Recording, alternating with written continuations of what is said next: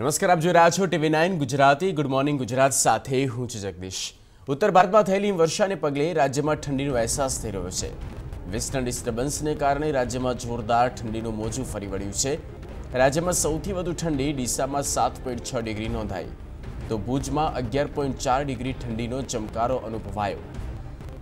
શીતલહેર અને ઠંડા ફૂંકાતા પવનને કારણે લોકોને હાડ થીજવતી ઠંડીનો અનુભવ થઈ રહ્યો છે। રાજ્યના મહાનગરોમાં ઠંડીનો ચમકારો જોવા મળી રહ્યો છે। અમદાવાદની વાત કરીએ તો 12.1 ડિગ્રી ઠંડી પડી, વડોદરામાં 12.8 ડિગ્રી, રાજકોટમાં 14.3 ડિગ્રી અને સુરતમાં 17.4 ડિગ્રી તાપમાન નોંધાયું। છેલ્લા 2-3 દિવસથી ઠંડીનું જોર વધતા જનજીવનને પણ માઠી અસર પડી છે। મોટા શહેરોમાં પણ લોકો દિવસભર ગરમ કપડાં પહેરવા મજબૂર બન્યા છે તો કેટલાક ઠેકાણે લોકો રાત્રે ઠંડીથી રાહત મેળવવા તાપણાનો સહારો લેતા નજરે પડી રહ્યા છે। શહેરમાં મોર્નિંગ વોક પર નીકળતા લોકોની સંખ્યા વધી, વહેલી સવારે લોકો ગરમા ગરમ કાવો પીવાનો પણ આનંદ માણી રહ્યા છે।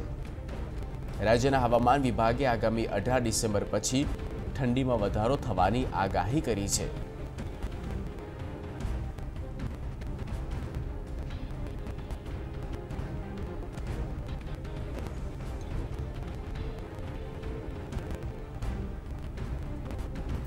પવનના સુસવાટા સાથે ઠંડીનો ચમકારો અનુભવાઈ રહ્યો છે અને લોકો આ ઠંડીની મજા પણ માણતા નજરે પડી રહ્યા છે। સવારે મોર્નિંગ વોકમાં લોકોની સંખ્યા વધી છે। ગરમા ગરમ પીણાની સાથે જ લોકો વોક કરતા પણ નજરે પડી રહ્યા છે અને રાત્રે તાપણાનો સહારો પણ લઈ રહ્યા છે।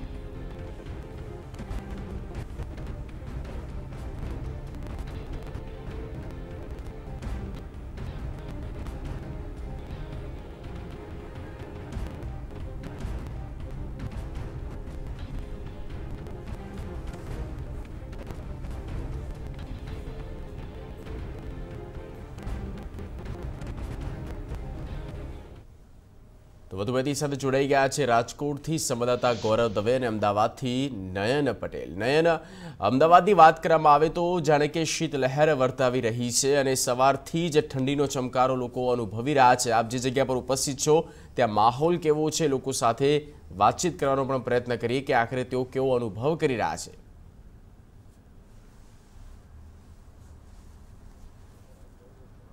જગદીશ, હાલ આપણે અમદાવાદના પ્રખ્યાત રિવરફ્રન્ટ ખાતે છીએ અને અહીંનો નજારો આપને બતાવવા માંગીશ કે જે પ્રમાણે રિવરફ્રન્ટ નદીનો, સાબરમતી નદીનો નયનરમ્ય નજારો હાલ જોવા મળી રહ્યો છે। વહેલી સવારથી જ લોકો અહીં જે જોગિંગ કરવા માટે આવતા હોય છે ને ત્યાં જે પોતાનું સ્વાસ્થ્ય છે તે શિયાળામાં સુધારવાનો પ્રયત્ન કરતા હોય છે। જ્યારે આ નજારો હોય અને ત્યાંની સાથે જે રિવરફ્રન્ટ ગાર્ડન છે ત્યાં લોકો અહીં પોતાનું જોગિંગ અને યોગા કરવા માટે આવતા હોય છે। આપણી સાથે કેટલાક સ્થાનિકો છે, તેમની સાથે વાત કરીશું। આપ જણાવો કે જે પ્રમાણે ઠંડીનું પ્રમાણ ગુજરાતમાં વધી રહ્યું છે, કસરત કરવા માટે આવો છો, શું કહેશો? ખાસ ઠંડીના દિવસોમાં ચાલવું એ બહુ અગત્યની વસ્તુ છે અને રિવરફ્રન્ટ પર ચાલવા માટેનો જે વોકવે બનાવ્યો છે એમાં ચાલવાની ખૂબ મજા આવે છે। આજે આપણે જોઈએ છે કે દોડભાગની દુનિયા થઈ ગઈ છે, એટલા બધા સ્ટ્રેસ વધી રહ્યા છે, મોડા સુધી કામ કરવું પડે છે। અમદાવાદની પ્રજા મોડા સુધી જાગે છે અને મોડેથી ઉઠે છે। આ ખરેખર બદલવાની જરૂર છે કારણ કે આપણા શરીર સ્વાસ્થ્ય માટે આપણે કેટલું વિચાર કરીએ છીએ। શારીરિક સ્વાસ્થ્ય સારું હશે તો માનસિક સ્વાસ્થ્ય સારું હશે અને તો આપણું જીવન વધારે સારું બનવાનું છે। હું છેલ્લા ઘણા વર્ષોથી 1 કલાક નિયમિત ચાલું છું અને એના પરિણામે આખો દિવસ જે મને તાજગી મળે છે એનાથી હું મારું કામ ખૂબ સરસ રીતે કરી શકું છું। અને નહીં તો આજે આપણે જોઈએ છે કે માણસને ખોરાકને બદલે આજે દવાઓ લઈને જીવવું પડે છે। એટલે આટલી ફૂલ ગુલાબીમાં હું જોઉં છું કે છેલ્લા 3-4 દિવસથી ઠંડી વધી છે ત્યારથી પ્રમાણમાં સંખ્યા જેટલી આવતી હતી એના કરતાં પ્રમાણ ઘટ્યું છે। એટલે લોકો ઊંઘી રહેવાનું વધારે પસંદ કરે છે, બલકે આવી ઠંડીમાં તમે તાજગી વધારે મેળવી શકો છો અને આખા દિવસની ઉર્જા એમાંથી મળે છે। ચોક્કસથી જે પ્રમાણે જણાવી રહ્યા છે કે તાજગી મેળવવા માટે વહેલી સવારે ચાલવું જરૂરી છે। આપણી સાથે કેટલાક અન્ય જે જોગર્સ છે તેમની સાથે વાત કરીશું। આપ જણાવો કે જે પ્રમાણે ઠંડીનું પ્રમાણ વધ્યું છે અને સવારે તમે ચાલવા માટે પણ આવો છો, શું કહેશો, શું ફાયદા થાય છે? મોટો ફાયદો તો એ છે કે તમારે છે હેલ્થ પોઈન્ટ ઓફ વ્યૂ બીજી બધી એક્સરસાઇઝ કરતાં ચાલવાની એક્સરસાઇઝ એ ઘણી સારી છે। દરેક અંગને એક્સરસાઇઝ મળે છે, એ બાને આપણે વહેલા ઉઠી શકીએ છીએ, આખો દિવસ પણ સારો જાય છે। રિટાયર્ડ પર્સન્સને બીજા કોઈ કામ ના હોય તો સવારના પોરમાં એને બહુ સારામાં સારો એને એક્સરસાઇઝ મળી રહે। ચોક્કસથી જે પ્રમાણે લોકો જણાવી રહ્યા છે કે વહેલી સવારે ચાલવાથી તો અનેક ફાયદા થાય છે, પરંતુ જે પ્રમાણે હિમવર્ષાના કારણે શીતલહેર ગુજરાતમાં વ્યાપી ગઈ છે, ત્યારે આજે પણ અમદાવાદ શહેરનું તાપમાન 11 ડિગ્રી જેટલું નોંધાયું છે. એટલે કહી શકાય કે છેલ્લા 4 દિવસથી સતત અમદાવાદનું તાપમાન 11 ડિગ્રી જેટલું રહે છે. તેને લઈને અમદાવાદીઓ ખાસ કરીને સવારે ચાલવાનો અને જે ગરમ પીણા છે તે પીવાનો પણ લાવો લઈ રહ્યા છે. જગદીશ. બિલકુલ નયન, રાજકોટથી ગૌરવ દવે જોડાયેલા છે. ગૌરવ, રાજકોટની વાત કરવામાં આવે તો હાલ તો શીતલહેર ત્યાં પણ પ્રવર્તી રહી છે અને સવારથી ઠંડી વધી રહી છે. હાલ જો વાત કરવામાં આવે તો ઠંડીનો જે પ્રકારે અનુભવ લોકો કરી રહ્યા છે અને આવનારો સમય જે હવામાન વિભાગ કહી રહી છે કે 18 તારીખ બાદ ઠંડી વધશે, એટલે એક વાત નક્કી છે કે આવનારા સમયમાં હાડ થીજવતી ઠંડી પડશે.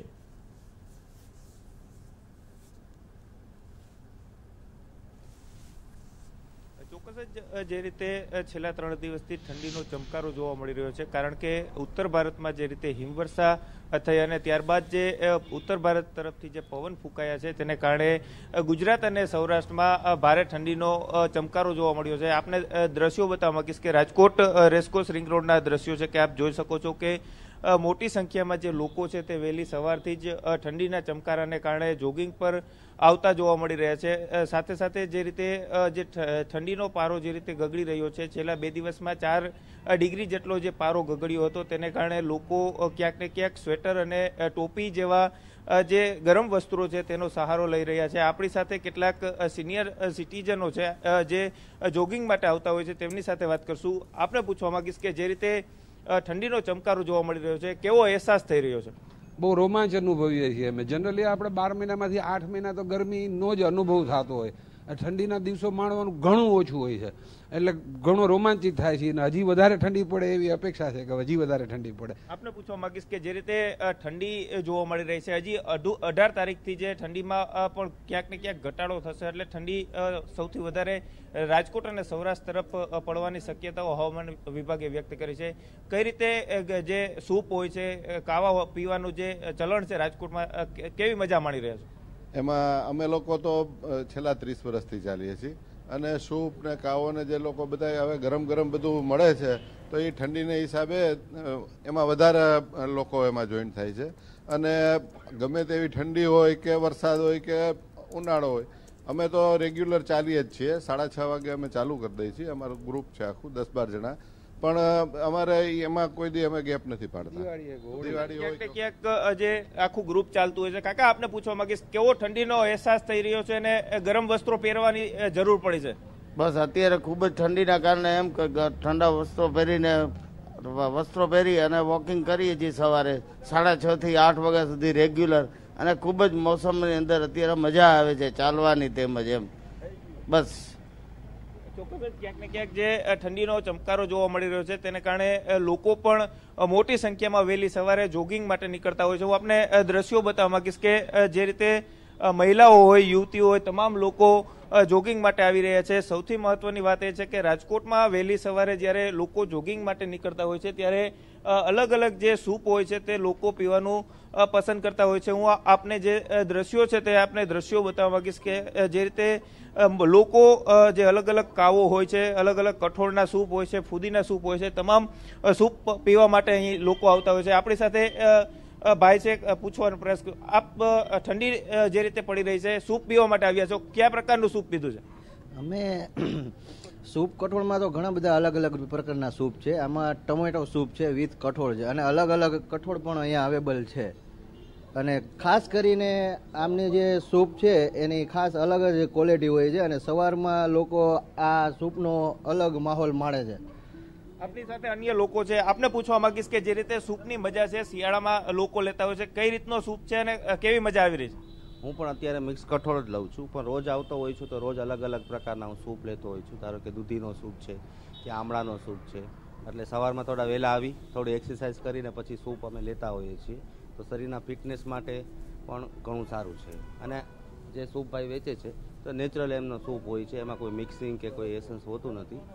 સરકવાનો છે, દૂધીનો છે, આમળાનો છે, તો એ શિયાળા પૂરતું અમે લોકો રેગ્યુલર આવતા હોઈએ છીએ. ચોક્કસ એટલે કહી શકાય કે જે રીતે જે ઠંડીમાં વધારો થઈ રહ્યો છે, હજુ પણ આગામી 18 તારીખ બાદ ઠંડીમાં વધારો થશે અને જે તાપમાન છે હજુ પણ ગગડે તેવી શક્યતાઓ હવામાન વિભાગ દ્વારા વ્યક્ત કરી છે. ત્યારે રાજકોટના જે લોકો છે તે વહેલી સવારથી જ ઠંડીના બચવા માટે ગરમ કપડાનો સહારો લઈ રહ્યા છે. સાથે સાથે જે રીતે રેસકોર્સ રિંગ રોડ છે ત્યાં લોકો જોગિંગ માટે આવતા હોય છે, કસરત કરતા હોય છે અને જે રીતે ગરમ સૂપ હોય છે તે ગરમ સૂપની પણ મજા માણતા હોય છે. જી બિલકુલ ગૌરવ, એટલે રીતસરના રાજ્યવાસીઓ ઠૂઠવાઈ રહ્યા છે આ ઠંડીના મોસમમાં. બનાસકાંઠાથી કુલદીપ પરમાર જોડાયેલા છે. કુલદીપ, ઉત્તરીય રાજ્યોમાં બરફ વર્ષા અને તેની અસર ગુજરાતભરમાં જોવા મળી રહી છે અને કાતિલ ઠંડીનું મોજું ફરી વળ્યું છે. બનાસકાંઠાની વાત કરીએ, ત્યાં કેવો લોકો અનુભવ કરી રહ્યા છે, કેવા પ્રકારનો માહોલ?